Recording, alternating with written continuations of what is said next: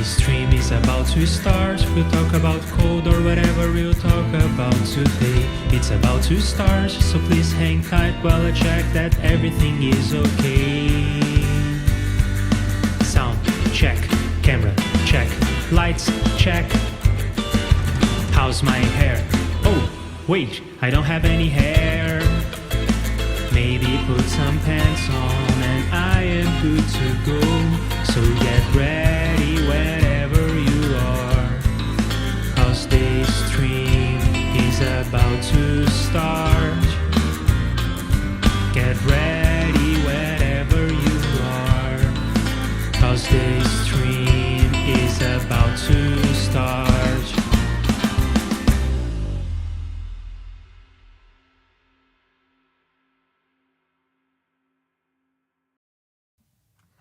Hi, my name is Leandro Facchinetti, and let's write some code together, shall we? I thought I wouldn't be able to say this again this year, but here I am. It's great. Before I tell you what we have on the menu, let me say hello to Mage, who is here on the chat. Thanks for being here. I really appreciate you joining me on this night. And hello, Ben. What's up? I hope you are having a good end of the year. Right, so what do we have on the menu today? Well, we are going to get back to the Automixer, and it has been a while, so I think it warrants a recap. We are working on this effect called Automixer, and what it does is mix automatically multiple microphones that may be open in a room. Think of a scenario where you're recording a podcast with multiple people, multiple microphones, or maybe a live setting where you have a conference and a panel. So many people, many microphones.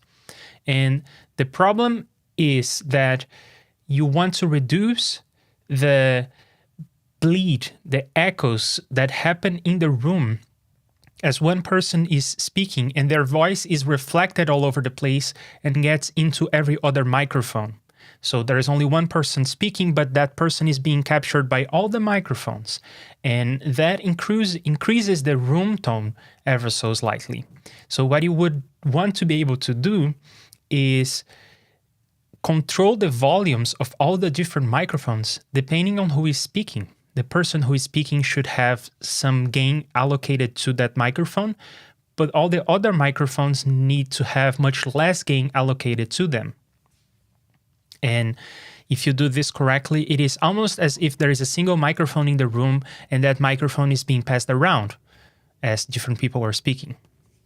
And one attempt that perhaps people would do to solve this problem is to use a gauge. So you would gauge each microphone individually. The problem with gates or expanders in this setting is that it is very much the case that sometimes one person speaks so loudly that when they are speaking, the bleed into someone else's microphone may be louder than when this other person is speaking, because that other person speaks more quietly.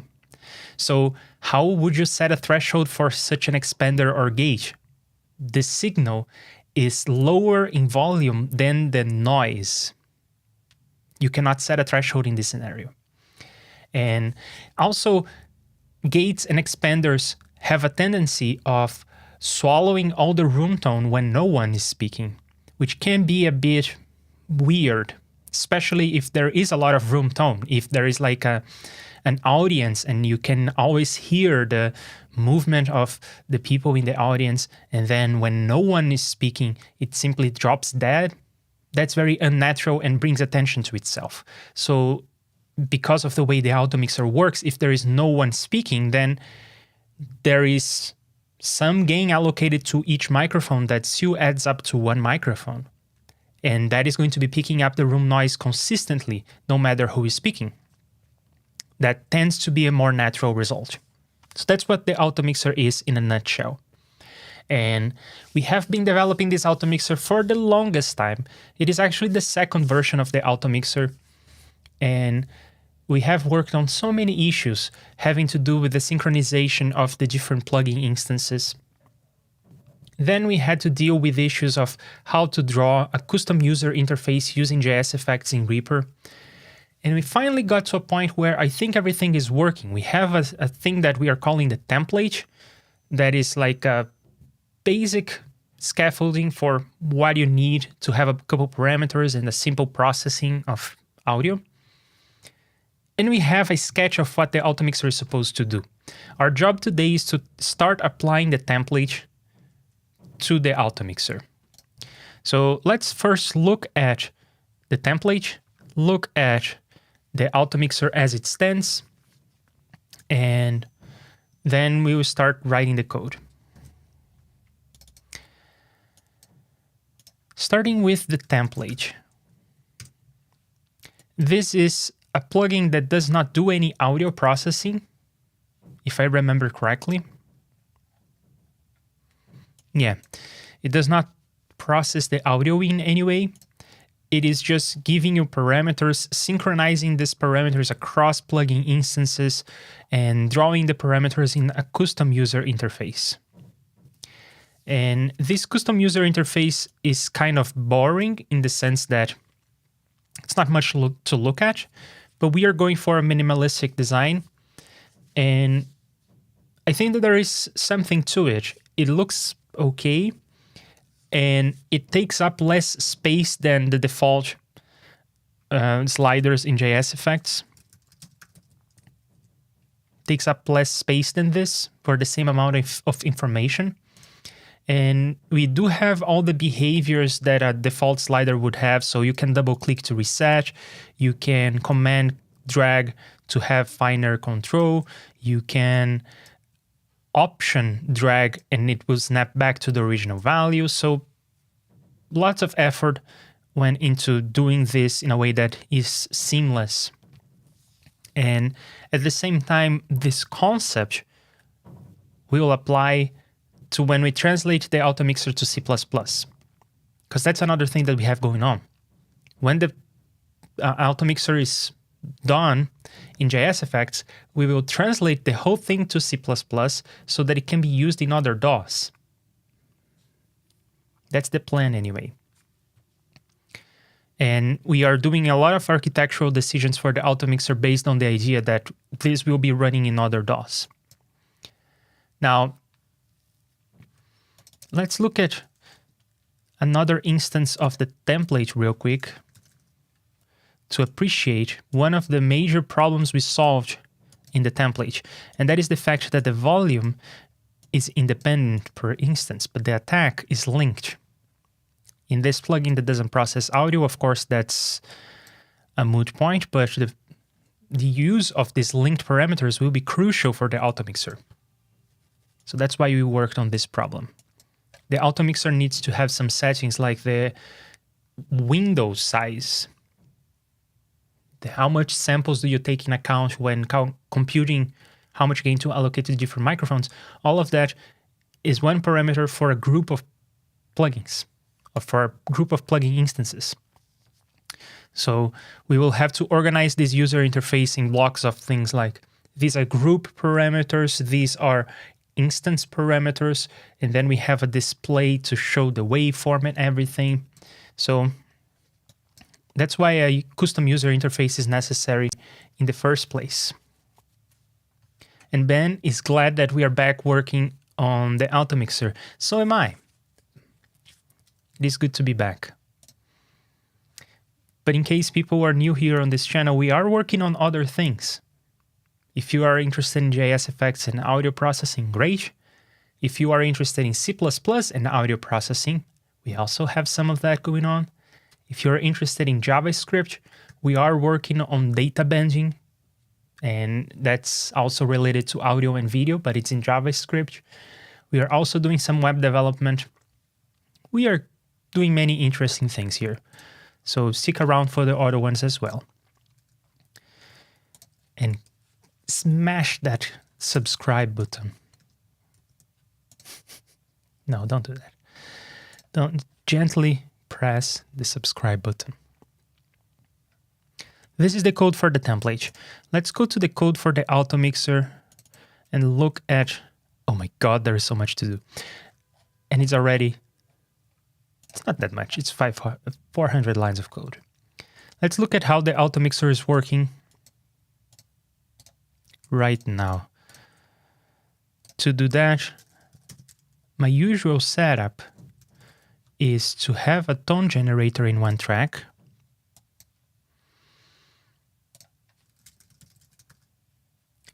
to bring in the Automixer development. It's not even compiling, isn't that great? Thought I would be able to show this in action, but it seems like that's not the case because we changed stuff about the library that is supporting the Automixer and supporting our template. We changed the library in a way that breaks the Automixer. So how about we start there? How about we start by making this compatible? One thing that we changed is the processing of parameters that was happening on the block section. Now it's happening on the sample section in the hopes that we can get sample accurate automation for free. Haven't really tested. It's one of the to-dos.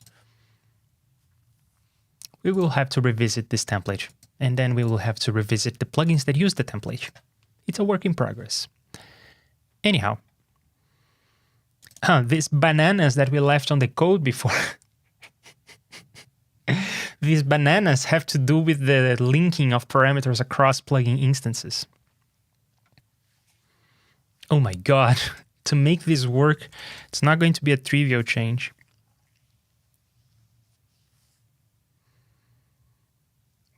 Oh my God. Can you tell that I have not looked at the code base before I started rolling? Oh my God, this is so scary.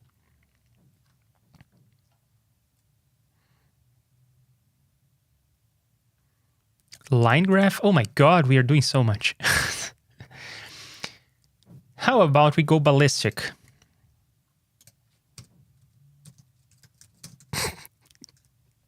This is getting out of hand.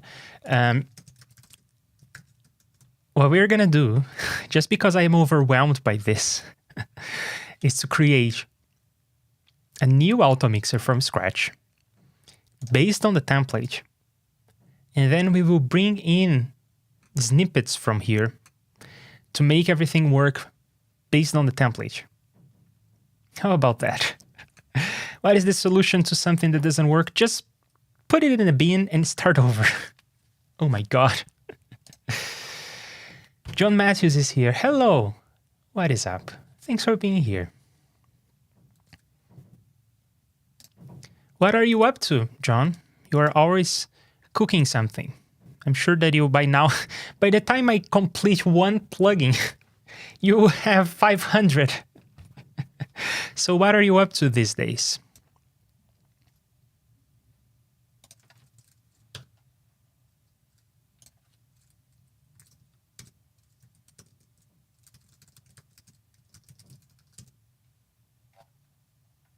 And here's your name, by the way, as you have to figure out how you are doing keyboard input. I have not looked at your code yet. I know you explained it to me, but I still don't know. I still don't know how it works.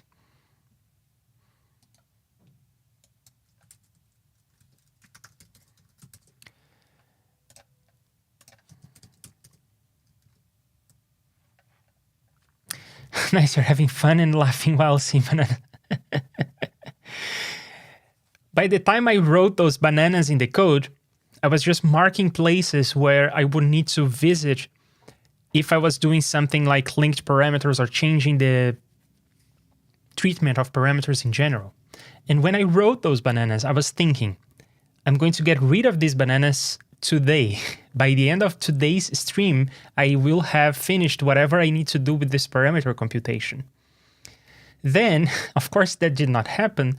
But not only that, we spent, I guess, weeks just figuring out how to sync parameters across plugin instances without running into race conditions. It was ridiculous. I thought that the banana was this big and it was so large. No pun intended. Oh, you just released a reverb. That's nice. and you had to fight issues with libraries. I don't think you're using my library. What are you using? And what are you doing with the reverb? How are you doing the reverb? Is it algorithmic? I suppose it is. Because convolution is... I think the reverb solves the problem of convolution reverb fairly well. So I suppose you're probably doing algorithmic. And what are you doing? And also the delay. What's the delay about? And congratulations on releasing. I don't release often. I tend to work on stuff for a long time. That's fun because I enjoy the process. So what are the sliders that we need on the Automixer? Let's open the old Automixer, Ode 2. We need the notion of groups. And on the new Automixer, we will also need a notion of groups. What's interesting about groups is that the linking of parameters across plugin instances is not global as it is in the template. In the template, we sync things up. There's this one address in memory, global memory. There's this one address in the global memory that is, I guess, global. So all the instances of the template have the same parameter. But in the Automixer, we want to introduce the notion of groups. And you could have a group of auto-mixed microphones. Maybe you have 3 panelists in one room together. And then there is a Zoom call. A Skype call. I don't like Zoom. There is a Skype call. I'm a Skype person. I like Microsoft stuff. I'm using Visual Studio Code. Whatever. So there is another room, another 3 people. You auto-mix these 3 people in another group. So that's what this is about.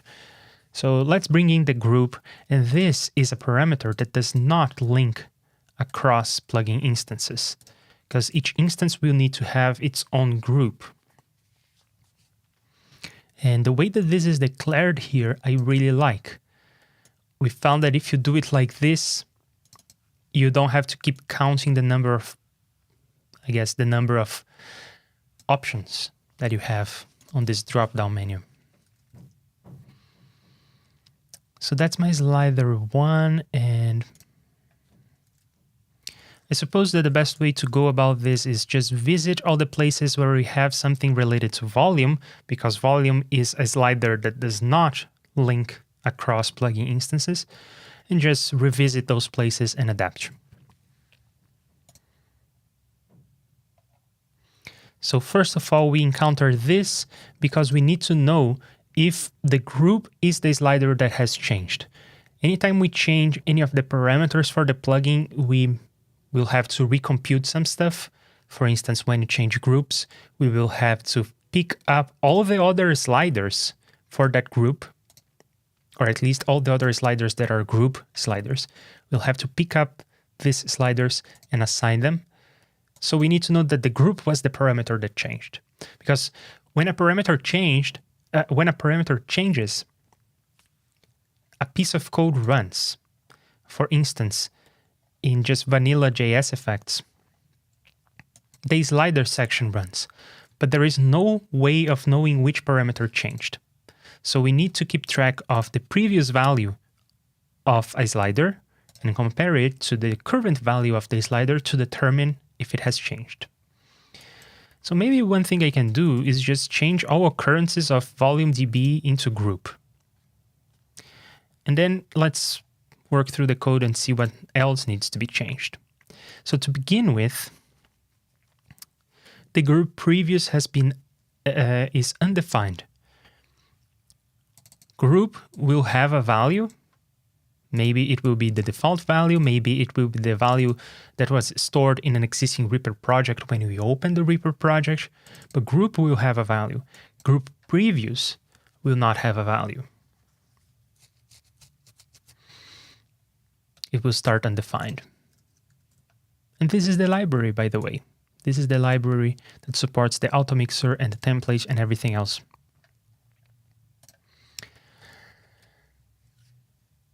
Okay, so you used a library from Justin Johnson, which got confused with another older version. It has 20 delays, feedback delay network reverb, improved with all-pass diffusion. Everything there, pre-delay, early reflections, 5 reverb algorithms, EQs for the reverb, ducking, and more. Impressive. Amazing. The library that you used, I suppose, was not for most of these things, or maybe just the EQ. Because as far as I know, Justin Johnson just worked on re-EQ, am I right? I mean, he worked on other things, but the stuff that is published and reusable, I think, is just re-EQ and re-spectrum, right? Oh, and it is CPU hungry. Yeah, no surprises there. But I think it's okay. It's not like you're gonna use reverb on every track. You're probably just gonna use it as a send. Okay, yeah, it was from re-EQ. Interesting for the EQs, I suppose.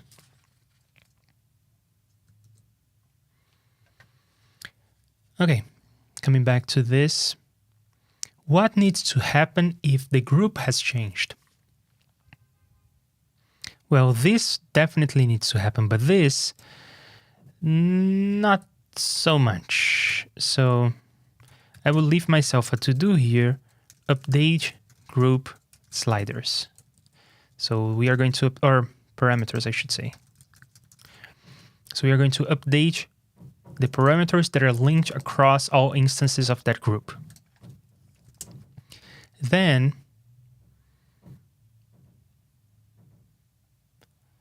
this doesn't have to change, that doesn't have to change. I'm not so happy that we have so much boilerplate, but couldn't really find a way to extract this into a library. This really needs to happen last. Whatever. Then this is also boilerplate. This is boilerplate, this is boilerplate, this is boilerplate. This is where it gets interesting again, I guess, because we are starting to position stuff on the screen. This is where we are going to say where this needs to appear. So we need to start doing the layout for the user interface. Oh, another interesting thing that I want to share. The way that I structured the interactive area. So when you have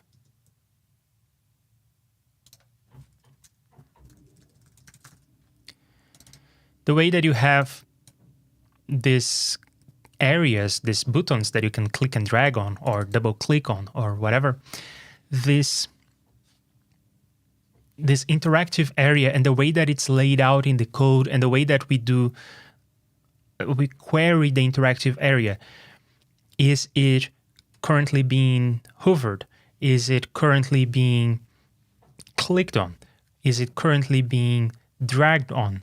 And all these things. The way that we structure this as like, first go ahead and draw. Or I guess draw the label. Then go ahead and query if the thing is in this state or in that state, or if this event happened and blah, blah, blah. And if that happened, then do some stuff. And then draw this and that. The way that we structure this code has a fancy name that I learned about. I kind of already knew about the name, but I didn't really get into it too much. But during this past few days, I was learning more about this. And in a nutshell, in a very abstract way, there are two ways to organize your user interface. One way is called, I forget the name of, what am I, such a doofus. One way, I forget the name, but it is a stateful way of thinking about the user interface. And if you look at most UI libraries, most solutions for designing user interfaces, they work this way, where, where you have like the object that represents a button. That object has a state, and that object has a bunch of callback functions that it calls when an event happens. And that object persists. It is alive during the while the application is open and the button is showing. That object exists in memory, so to speak. And then there is this second way of doing user interfaces, which is called immediate mode. And that's what we have implemented sort of intuitively, because I was not thinking about immediate mode user interfaces when I was designing this. And we just landed on this way of doing things. And I think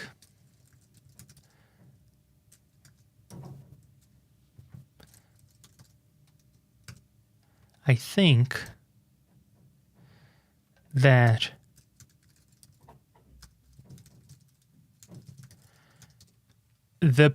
probably the biggest library for doing user interfaces in JSFX is doing the opposite way. So I'm doing an immediate mode, and I think that Geraint Love's library is doing the more stateful kind of user interface, but I may be wrong. I'm trying to find a snippet of code.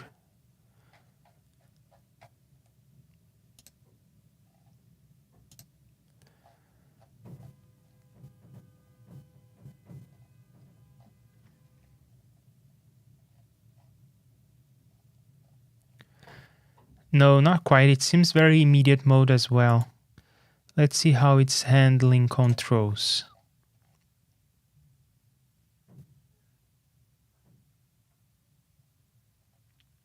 Oh, no, yeah, it's immediate mode as well. Okay, so it seems like we landed on the same abstraction. Probably I was inspired by this. I just don't remember it very well. You know how sometimes you read something or you see something and it's on the back of your head, and then you sort of recreate that thing, and then you think you created it, but you were actually just remembering it?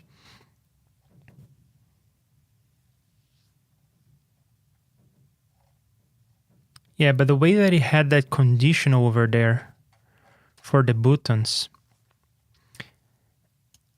it is drawing the button, and at the same time it is checking if the button has been clicked in a conditional, and if that conditional is satisfied, it does something. And of course, this is a simplified example, because ideally you don't want to just see if the button was clicked. You also want to see if it was double-clicked, clicked and dragged, right-clicked, and so on and so forth. So doing this with simply a conditional is a bit simplistic. But of course, this is just part 3 of the tutorial. So probably it has a solution for something more sophisticated. But in any case, immediate mode user interfaces. What is that about? It is this notion that sort of on every frame, you are telling the engine how to draw or what needs to be on the screen. And the catch is that there are multiple ways of drawing. And in this implementation, which is sort of like the most popular implementation of this notion, of this idea, in this implementation, what they do is really clever, which is not what we are doing in JSFX. I am not doing that, and I don't think that Geraint's library is doing that. But what they do in this library is super nice. On every frame, in our case, on every run of GFX, you sort of redefine the whole user interface. Just like we are doing here. On every call to this, we call print again, we query the interactive area again, and so on. And in JSFX, we are literally calling the primitives to redraw the whole thing. There is no clever tricks here. We are just calling this print over and over and calling the primitive to draw those pixels on the screen over and over. But in this implementation, what they do is much more interesting and clever. They ask the programmer to define coding pretty much this way. This kind of code looks very familiar to immediate mode graphical user interfaces. But what they do in this library is they have an internal notion. They keep internal state of how the user interface looks like at one point. And then your JSFX section is called. And then that creates a new state of the world, a new way in which things need to be on the screen. So perhaps previously this was showing up, and now this is no longer showing up. And what the library does is not to redraw the whole frame every time. It diffs the current state with the existing state, or two consecutive states, and applies only the diff to the frame buffer. So only the things that changed are redrawn in this implementation. Not every implementation of immediate mode graphical user interfaces are going to do that. In our implementation, we don't do that. But it is possible to do that. And that is amazing to me because, first, it is what I am already doing in web development. It is also what React does to some extent. And React is much more well-known than my own bespoke libraries. So in React, you sort of do that. You sort of recreate the whole virtual DOM, GIF, and then apply the GIF to the real DOM. In my library, I'm not using the virtual DOM. The real DOM is generated on the server and blah, blah, blah. But in the end of the day, it is still that idea of recreating the state of the world, seeing the differences, applying the differences.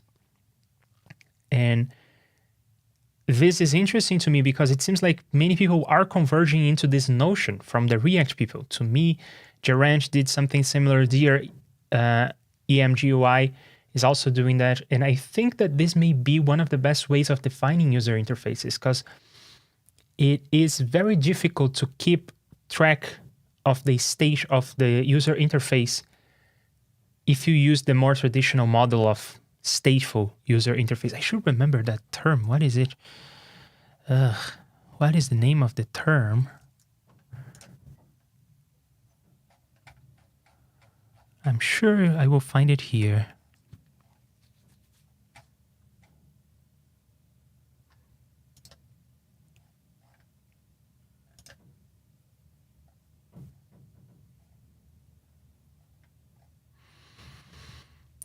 Come on, what is the keyword for this other way of doing user interfaces that I cannot seem to remember?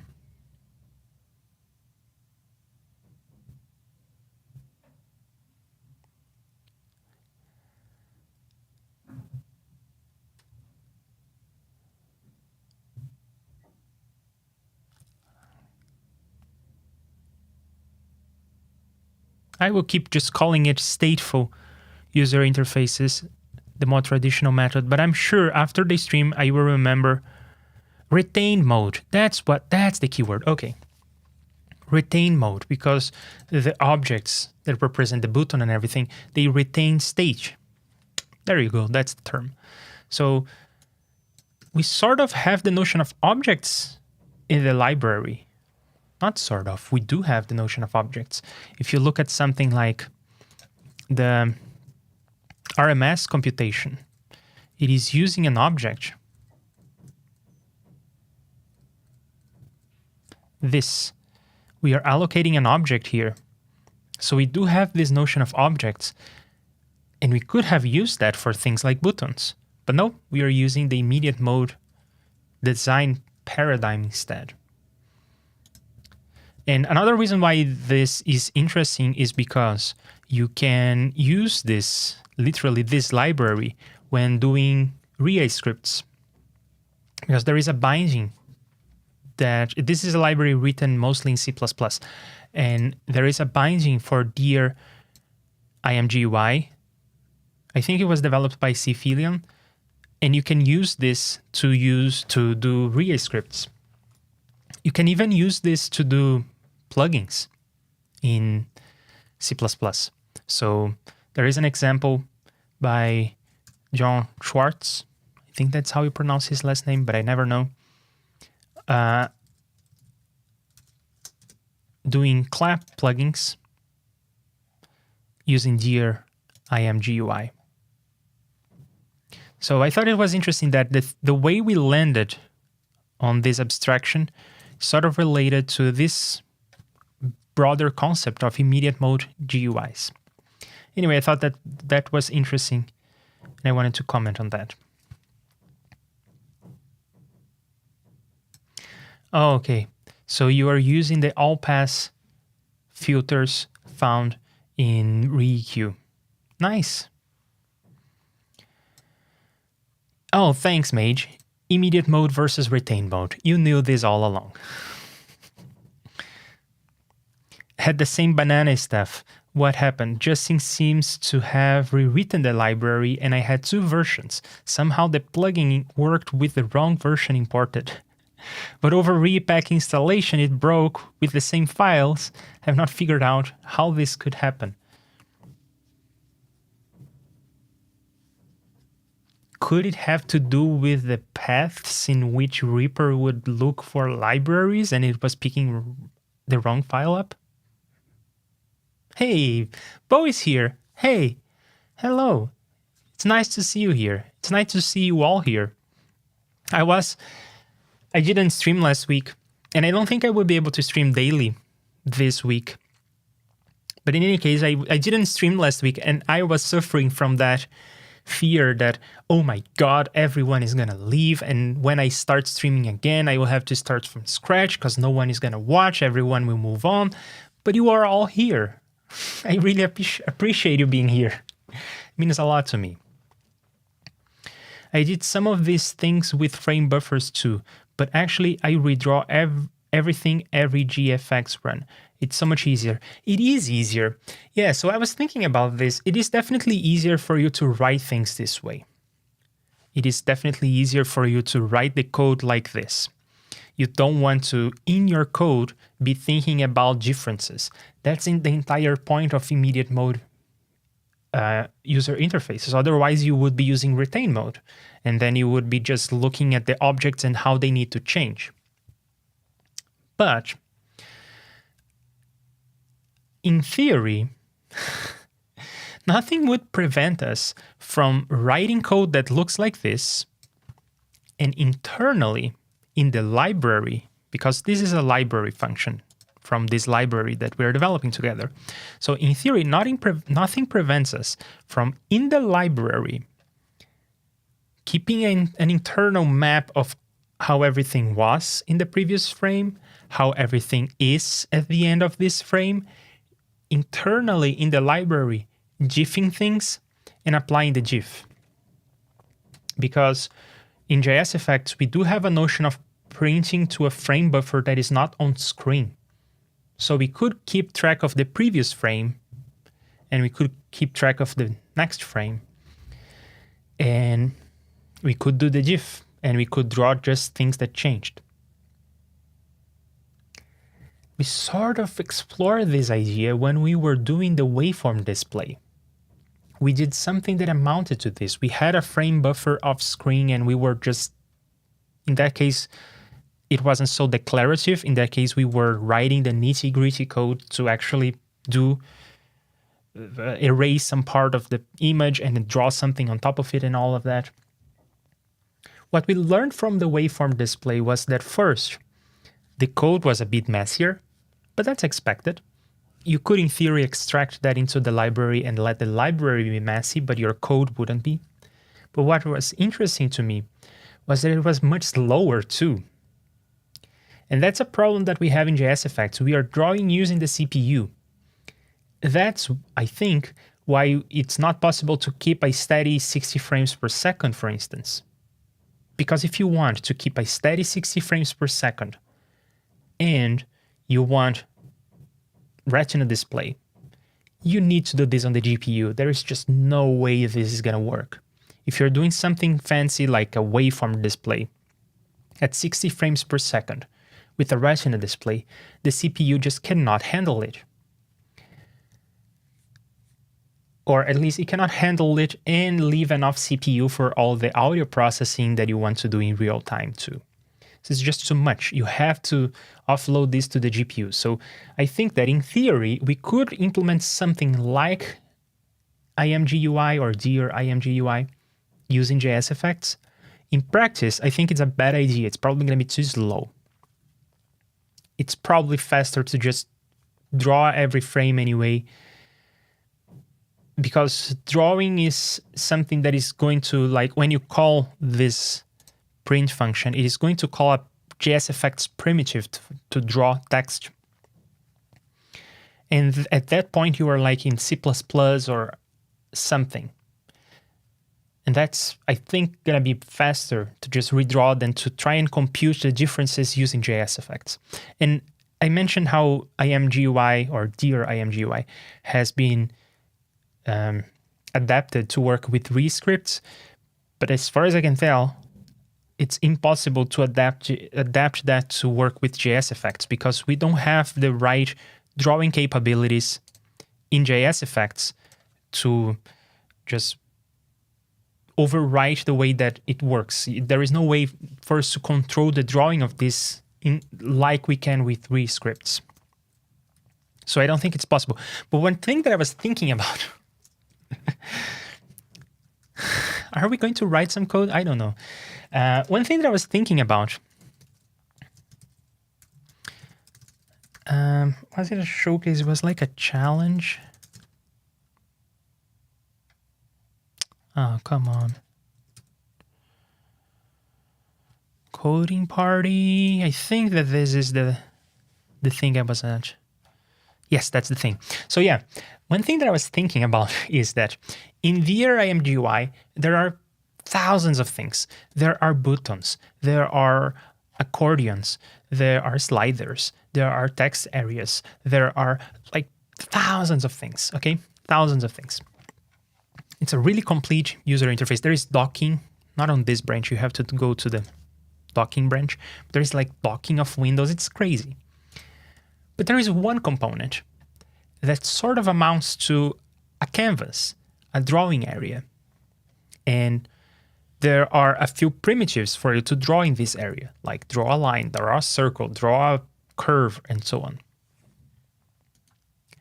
And then some people had this, 2 years ago, they had this challenge of writing short programs that would draw interesting things to this area. And then there are submissions like this and that and that. And let's just keep scrolling as I talk about my idea. My idea is there are these primitives for you to draw in this canvas. I guess this canvas is called D, for instance. And then, or maybe it's this. No, I think it's this that is the drawing canvas. And then there are some primitives like add text that you can call on this. And add text supposedly is going to write some text to the screen or to this canvas.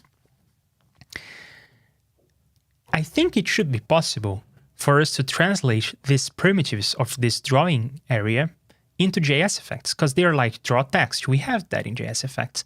And perhaps something like draw a rectangle, draw a curve.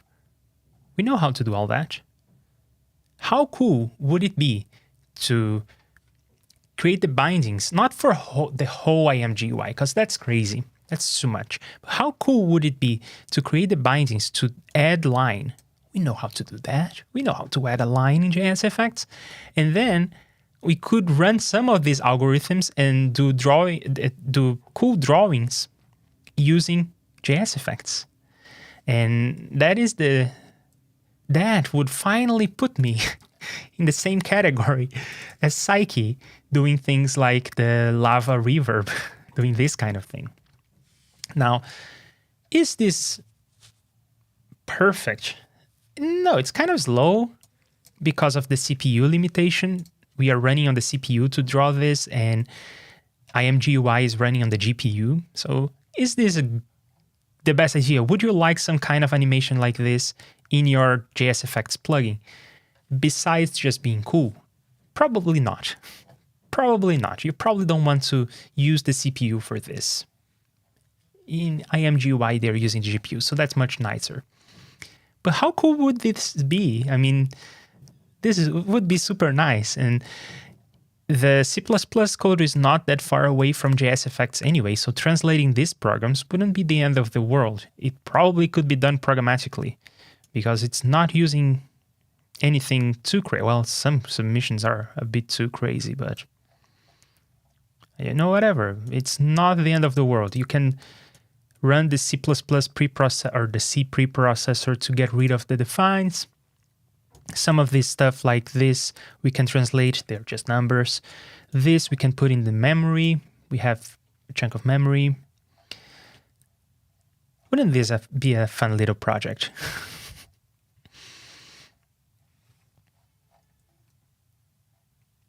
Oh, and clicking. Yeah, we have that in JSFX. We can interact with stuff. Oh, the Mandelbrot set.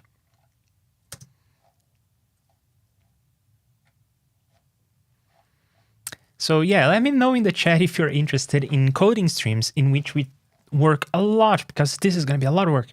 If we do a lot of work to do something entirely pointless and do these kinds of visualizations and animations. If you're interested in that, let me know, because I think it could be cool. Let's just stare at some more of these examples.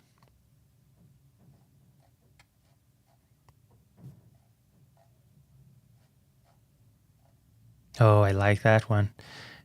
If it is struggling like this to draw on the GPU, let alone the CPU, am I right? But still. Oh, get out of here. All right, let's see what you have to say.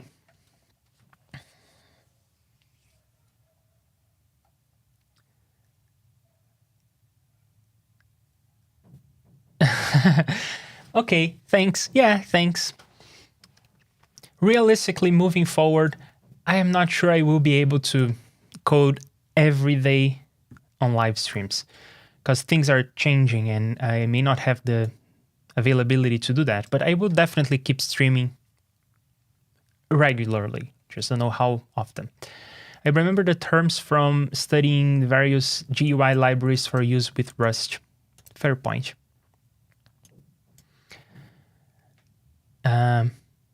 Oh, and yeah, hey, Arya, what's up? It's great to see you here. What are accordions? Asked the producer guy. Let's look at a jQuery accordion. jQuery is this library that is like pervasive. 90% of the web uses it, but it is kind of old-fashioned. So yeah, this is an accordion. It is this kind of interactive area in which you have a bunch of sections and you can collapse or expand different sections like this. It's something that exists in IMGUI as well, which is kind of useful. If you think about this, maybe if you have like not a lot of space, but you need to present many options, then maybe you could like, suppose that you're doing, what is it called? A channel strip. Suppose you're doing a channel strip. This kind of component can be useful. I'm saying this because I know you have a channel strip, John. So if you don't have a lot of space, this can be useful, like EQ and compressor and so on. And it is similar to the kind of experience you get here and clicking like this, but I think that in some ways this could be nicer. Anyway, that's an accordion. You could start a new series about pixel, fragment, vertex, geometry, tessellation, and mask shaders. Or not. Every time I look at graphics pipelines, my heart sinks. Yeah, I was learning about how to do a shader. A shader is a fuck ton of code to draw a freaking circle. It is ridiculous. Lots of fun. Could this be done on the video processor? Same story. In some ways, the drawing capabilities of JSFX are better than the drawing capabilities in video processors. I remember, for instance, drawing rounded rectangles is something possible in JSFX and not possible in video processors, if I remember correctly. Now, the rectangles with rounded corners are not filled in, so there is a whole story to tell about that, and we have already implemented something like that, but in the video processor, could you do these kinds of things? Absolutely. Should you do these kinds of things? Probably not, for the same reason you shouldn't be doing them in JSFX. But I think that it would be even harder to do this on the video processor. It really depends on the kinds of primitives that people are using in their crazy little demo programs here. If it's only like add line or add text, video processor can do that. And for it to listen to a signal and pulsate and stuff, that's possible, yeah. This idea of using the video processor is possible. You would be communicating with JSFX, so you would have a JSFX on the track sending the audio to the video processor. Or in a similar fashion to what we did when implementing the Automixer, really, because we do have this global memory that we write stuff to so that a video processor can pick it up.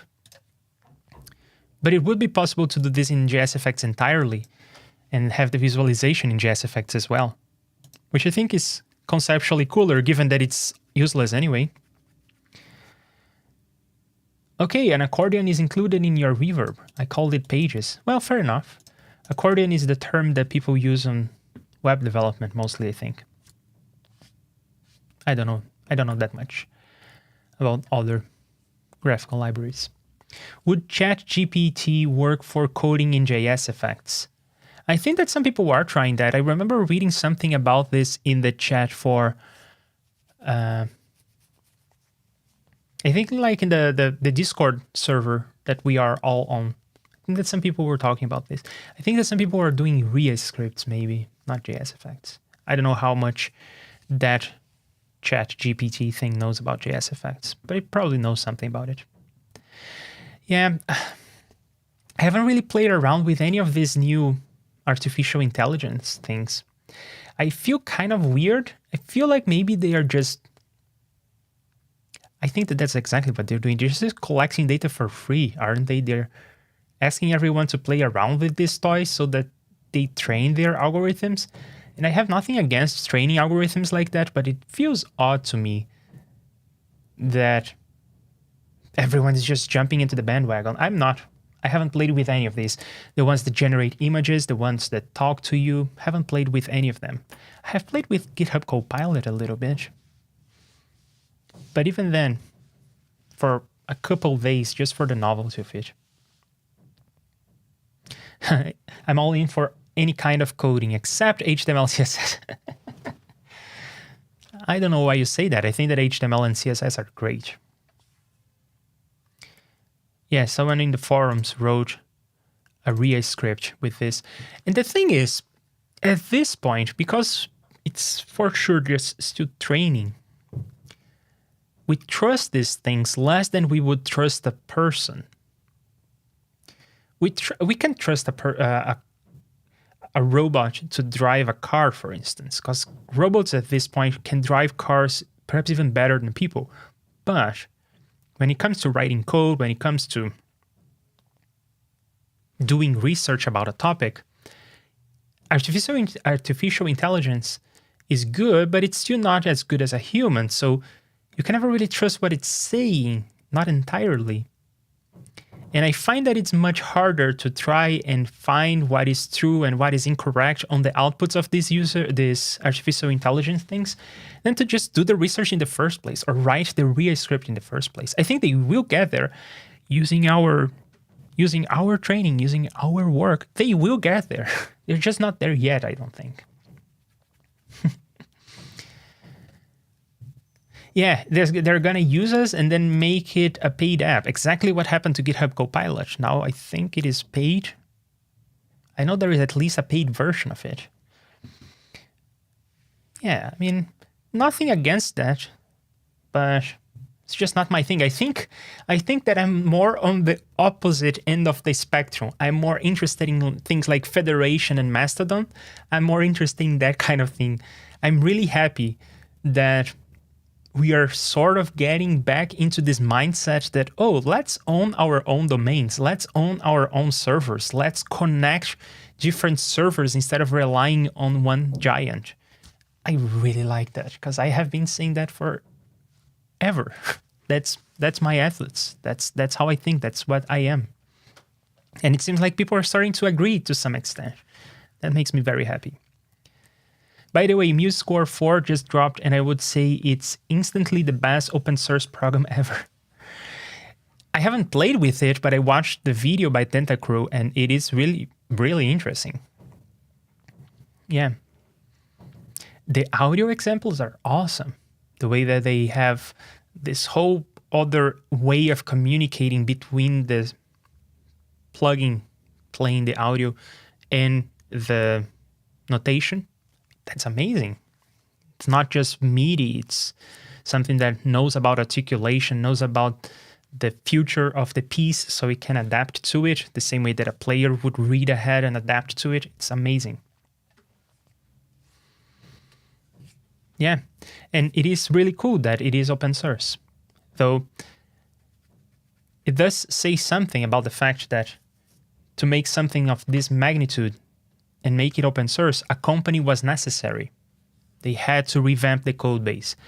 They had to have a team of people dedicated to the project instead of just contributors and people who pass by. So it does say something about the sustainability of open source. Speaking of that, go now to the link in the description and support me on Patreon. I'm having too much fun. Do whatever you need to do. You should support me on Patreon, though. Okay, it's almost time, and I did not work on most of what I planned to, but it was a lot of fun. So here is another thing that I'm working on that is super fun. It is absolutely a blast to work on. I'm just going to take another tangent and forget about the Automixer, but it is related to C++ and audio. So let's get into this. Oh, come on. Where is it? It's under downloads. Don't look too much. Don't look too much. Don't look too much. Where is it? Where is it? Did I put it under code? No. I think it's here. Let me do this so I'm not embarrassed.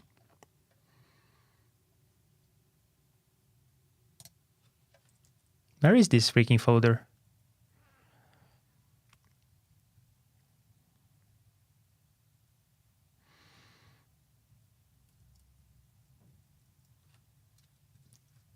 Where is this freaking folder? Where did I put it?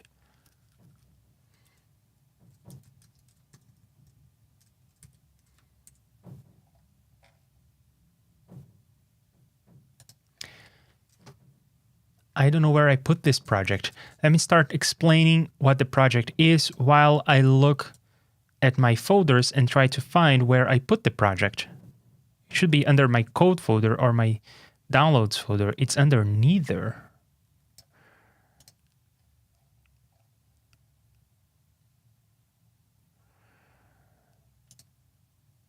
Am I stupid?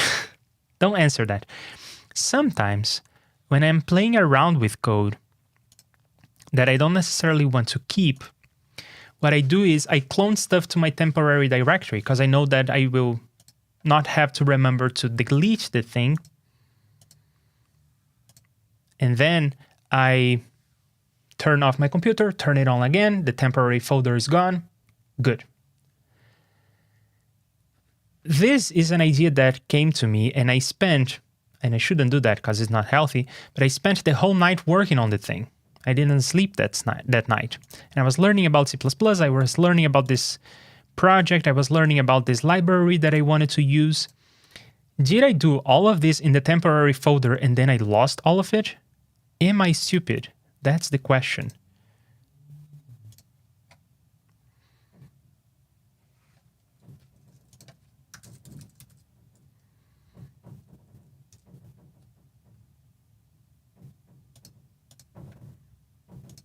I'm so scared about this because I really, really, really don't want to have been that stupid.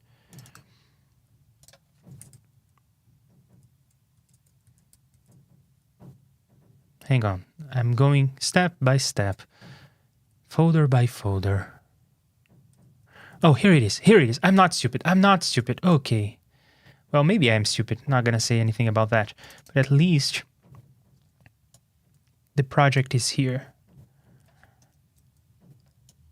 Okay, so let me show you what this is all about. This is about BlackHole. Do you know about BlackHole? BlackHole is this application that exists in macOS that allows you to route audio from one application to another. And I find that really useful. In fact, I have applications of BlackHole running simultaneously. And that's because I need to grab audio from my computer, send it to my headphones as well as to someone else I may be calling, and I have to get their audio and I have to send that to you all so that you can hear. It's a complicated setup that requires 4 BlackHole instances. And the way that I got these 4 BlackHole instances was by cloning the BlackHole project and compiling BlackHole 4 times, or building BlackHole 4 times using different names and everything. And then that means I have 4 plugins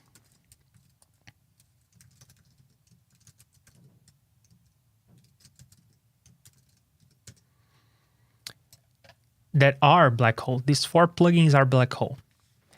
And that is kind of silly, isn't it? That if you want to have 4 BlackHoles, because your setup requires you have to download the project and in most cases install Xcode, which is like 10 gigabytes of downloading stuff, and then 10 gigabytes of your hard drive to keep it, and you don't use it for anything else. And then you have to compile these 4 things, and you have to know where to change so that this has the right name. It's a lot of work, and then you have to put it all here. It's kind of a lot of work. It's annoying to have to do this, but it was the best solution I could find. And then I thought, well, hang on, how hard can it be to create my own BlackHole thing, except that it would not simply be something you put in your plugins folder and one instance would appear here, one audio device would appear here. How about we have one plugin that gives you not only the audio devices, but also some way to create more audio devices within the names you want and the number of inputs and outputs and the format that you want. Some applications like this kind of exist, and it is kind of the name of the folder I was using for the project, and that's why I couldn't find it. It's called Loopback. Yeah, Loopback. And it seems to be good, but I think it does even more than what I just mentioned. And it is a paid software. It's not open source. So I thought, wouldn't it be fun to have something like this that would just allow me to create as many audio devices as I wanted and add and remove them as I see fit? Wouldn't it be fun to do that? So I started doing it. And it turns out it is not trivial, but it's not that hard either. And I have a prototype, and I will show you that in a moment. But first, I want to hear what you have to say to see if you are interested in this kind of thing as well, because I am.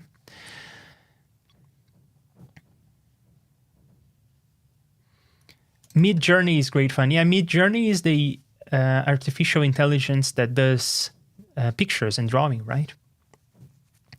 And you will get a few for AI. Yeah, I think that from what I have seen, like John Tidy was talking about this last week, Midjourney is giving results that I like more than ChatGPT, because ChatGPT is doing that uncanny valley situation. But Midjourney results are looking pretty good. And yeah, sometimes it does something that isn't really anatomic or something, but it looks okay. And I find that nicer. I think I'm more okay with AI doing things like art than with AI doing things like research or writing code. Because there is no wrong art. but there is wrong facts, wrong research, wrong code. I don't know. That's just my feeling right now. By the way, what did you do finally to get scene change hotkeys to work without OBS in focus? Two things. I did two things. Essentially, I'm using Hammerspoon to talk to OBS via OBS WebSockets. So when I'm hitting a key, I am not talking to OBS directly. I am talking to Hammerspoon. Hammerspoon always works with hotkeys. It works with anything. It's pretty solid. And then it can use OBS WebSockets because Hammerspoon can talk WebSockets. In a nutshell, that's what's happening. I have a stream about how I did this, and I do kind of a code review on this. If you search on my channel for Hammerspoon, you will find that. And a thing that I did since that stream is that I added a MIDI keyboard to the setup. So I have this MIDI keyboard here that is mapped to scenes in OBS. And it's really handy because now I don't have to do a whole chord. I don't have to hold 5 different keys to switch to a scene. I have one dedicated key to each scene, or even to things like muting my microphone. Everything using Hammerspoon. So Hammerspoon is listening to the MIDI events, talking to OBS, talking to REAPER to mute my microphone, all of that. And you can think of this as like a nerd Stream Deck. I think that's the thing. But this, first of all, is much more flexible because it is a MIDI keyboard I can use for doing MIDI things in REAPER. And I have, of course, I don't have the visual feedback. I had to memorize that this is the scene for this and that is the scene for that. But I kind of like it this way. And this was $20. This was $20. The LPK 25 used was $20. And a Stream Deck is about 6 times that, I think. Or even more. Yeah, version 4 is basically another program.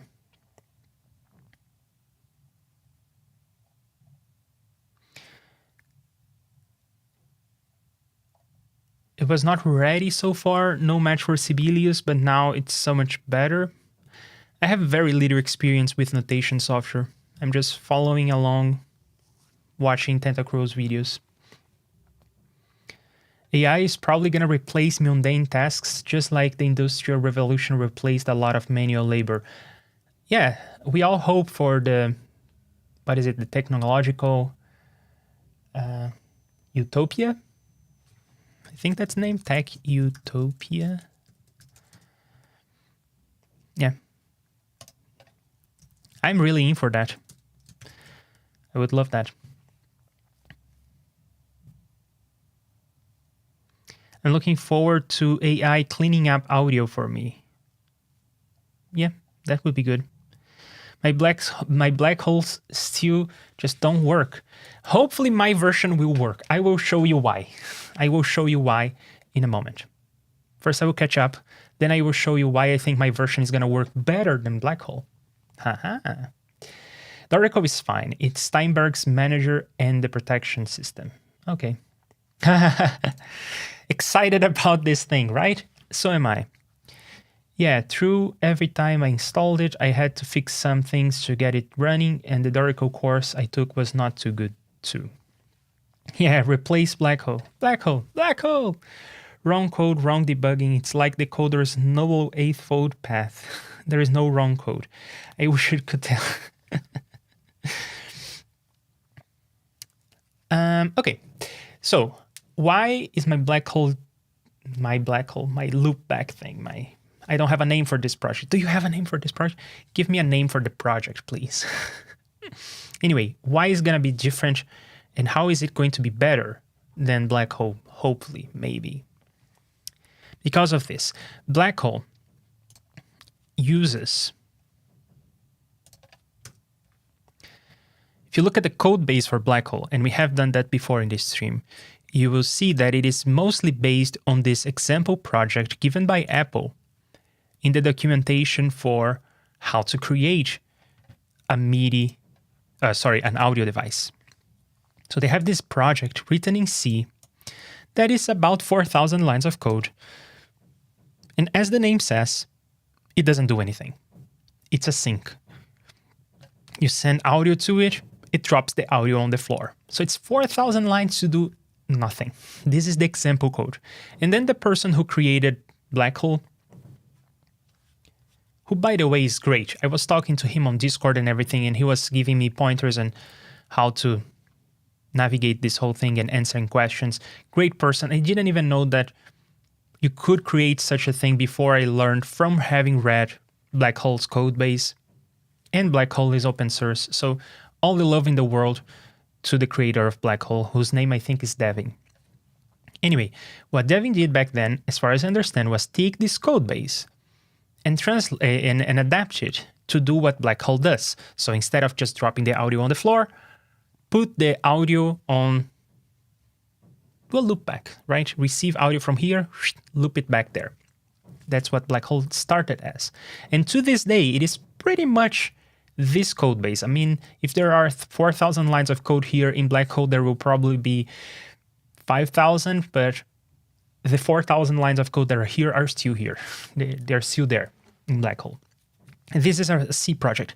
And the reason why this is so complicated is that this really tries to explain to you all the nitty-gritty of how the operating system is going to collaborate with your plugin at a very low level. And all of this is just laid out in front of you. There's a lot of complexity involved. It is ridiculous that you have to talk this much to do nothing, to just have a plugin. It is kind of ridiculous. And I was looking into this and I was talking to the person, I think his name is Devin, and it is complicated to have multiple audio devices from the same plugin. As far as I understand, the recommendation is compile multiple times because that's the easiest thing to do. And if you really have to have a single plugin that has multiple drivers, then you sort of have to do the good old copy and paste. You find all the places where you would need something that is global and you copy and paste. So for instance, here we have this mutexes. You have these names and everything. You would need to just copy and paste and rename. We know how this goes. It is feasible, but it's annoying and error prone. And then I was almost like giving up on the idea because it would be too much work and to try and introduce some proper data structures to make this happen. It's possible, it's feasible, but it's annoying. So I kept looking. As I said, I was unhealthily spending my night doing this. And then I found something. I found something awesome. I found something freaking amazing. And it's this library called libASPL. It's lib audio server plugin library. What this does is it takes all the complexity from the code that we have seen, encapsulates most of that in a C++ interface that is much easier to work with, and on top of that, gives you great defaults. So if you don't want to implement some of the complexities from here, so for instance, you are not interested in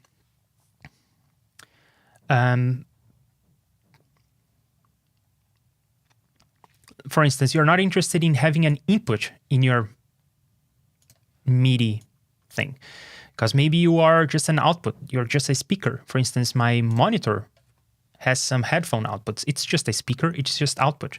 You don't want to have input. This library that I found will give you good defaults and don't present any inputs. Well, in C, you would have to do a lot of work to communicate to the operating system that you want to not have an input. So it encapsulates all the complexity, gives you a good interface, and gives you good defaults. I don't know why Apple isn't doing this. They should be. People behind this project are amazing people.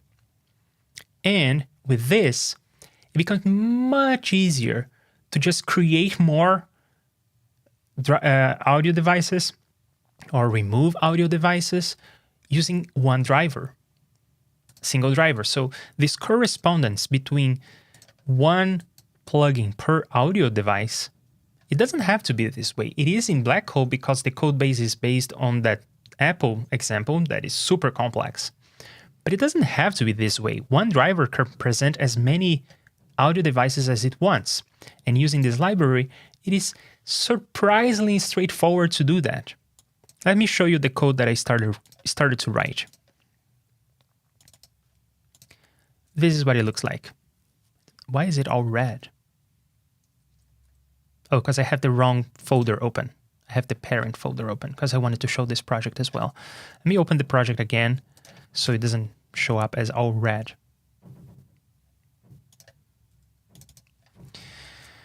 Well, what do I know? Why is it still all red? It shouldn't be.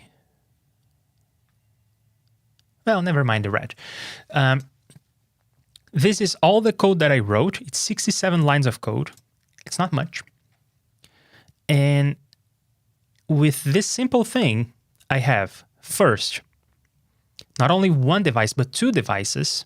And yeah, in this case, I don't even have this anymore. I removed that code. But if I copy and paste this block, I will have two devices, and that worked. I tested.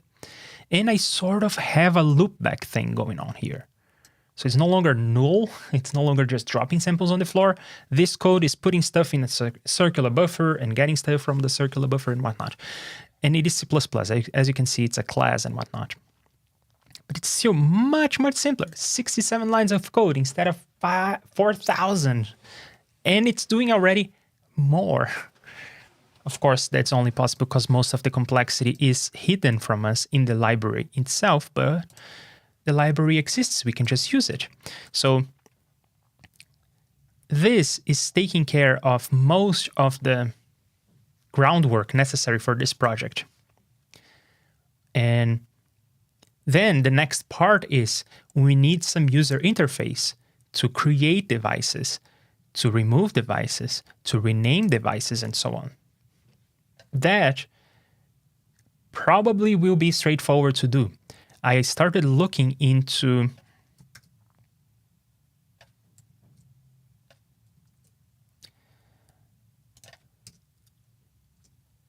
a library that allows me to write C++ code to do a web server. So my idea is that my audio driver is going to present a web server. It's going to be both an audio device as well as a web server. It's going to open an HTTP port, and then you would go to your browser and you would say something like /create new audio device. And the code that is here right now is just sending a response, but it would also do something like this. You would just take this block of code, copy it from here, paste it there, and then this would be creating a new audio device.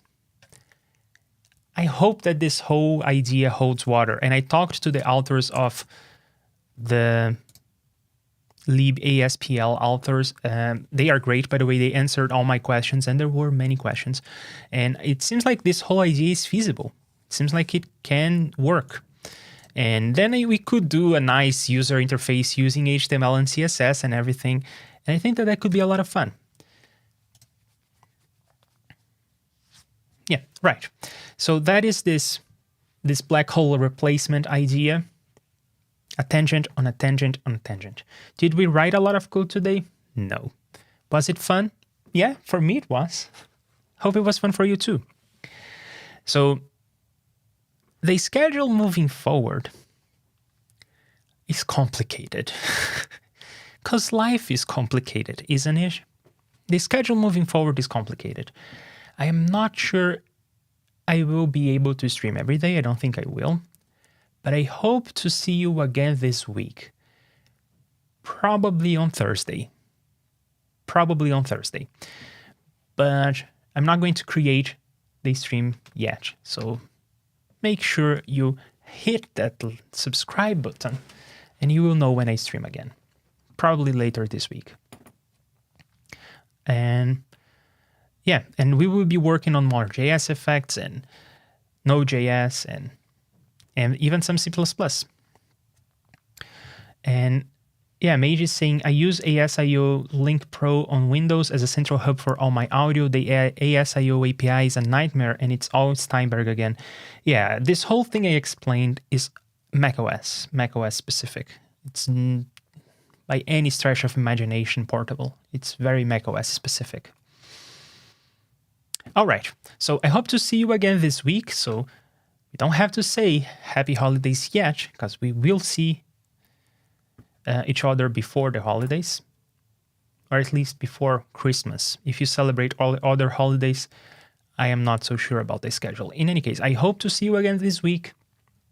And I really appreciate you all being here, Bo, Mage, John, Arya, and Ben.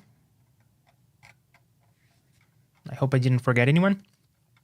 It is great to have you here. I look forward to seeing you all again later this week.